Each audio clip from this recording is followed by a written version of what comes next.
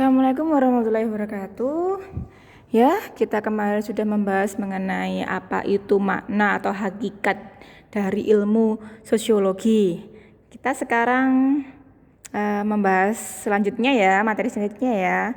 Terlebih dahulu, gimana kabar kalian? Sehat ya? Tetap semangat belajar online-nya. Jangan sampai kalah. Itu ya.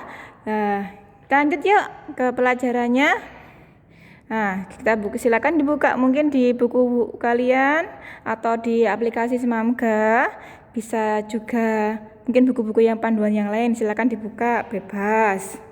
Nah, kita membahas mengenai ciri-ciri ilmu sosiologi.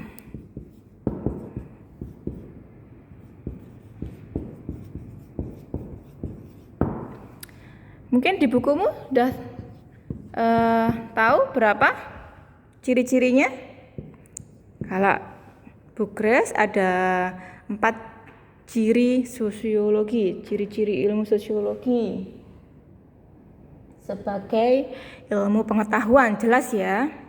Ya, yang pertama ciri-ciri ilmu sosiologi itu sifatnya, atau ngomongin sifat itu atau ciri-cirinya itu yang pertama itu empiris. Tahu empiris itu apa? Ya, sesuai dengan fakta yang bisa dilihat oleh mata manusia. Tidak hayalan, tidak bualan saja. Ya, sesuai dengan fakta itu namanya empiris. Sama kalau misalkan saja wartawan misalkan saja ya, atau mungkin para sosiolog itu dia kalau ngomong harus sesuai dengan fakta. Itu namanya sifatnya atau cirinya empiris. Jadi sesuai dengan faktanya. Nah, kalau ngomong-ngomong dabrus saja itu bukan empiris namanya, atau mungkin bualan-bualan orang-orang yang paling berbahaya atau buaya-buaya darat sekarang gitu ya. Itu bukan empiris lagi, ya kan? Kalau empiris sesuai dengan fakta. Misalkan saja kalau wartawan melihat ada kecelakaan jam 4 lebih 2 menit, dia harus menuliskan di laporannya ya sesuai dengan jam tersebut, tidak boleh yang lain. Itu kan empiris namanya. Jadi ciri-ciri atau sifat ilmu sosiologi itu orangnya itu jujur, jelas ya, empiris sesuai dengan fakta. Yang kedua, sifatnya itu harus teoritis. Apa itu teoritis ya? Teoritis itu di mana hal-hal yang empiris tadi sesuai dengan fakta tadi itu dituliskan berdasarkan kenyataan. Jadi dituliskan abstraksi-abstraksi atau tulisan-tulisan.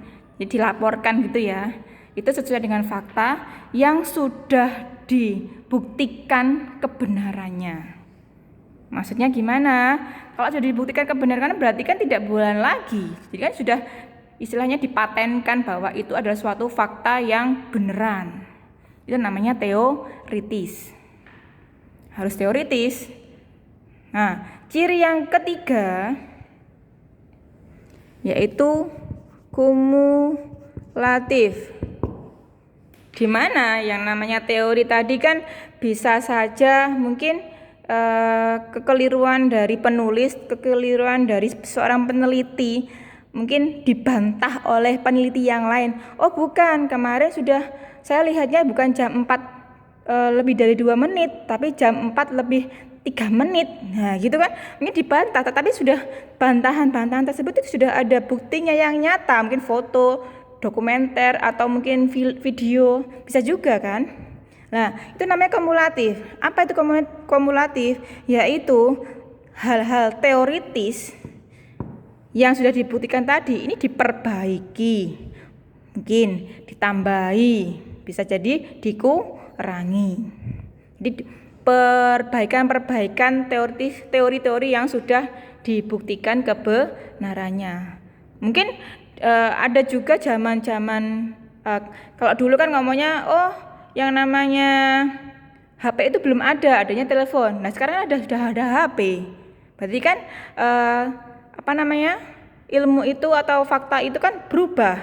Itu kan namanya bisa juga perubahan-perubahan ciri ilmu sosiologi, tapi kan bisa diperbaiki, bisa dikurangi, bisa ditambahi. Itu namanya kumulatif. Sudah jelas, sudah ada gambaran ya. Yang terakhir itu yaitu sifat atau ciri-ciri non etis. Apa itu non etis? Bu, udah ada empiris, teoritis, kumulatif, non etis, is.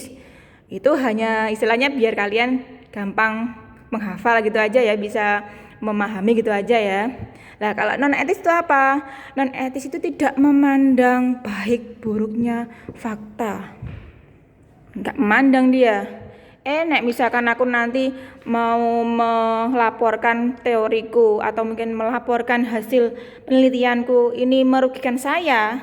Nah, dia tidak memandang itu. Yang penting dia sudah melaporkan suatu hal yang fakta atau empiris.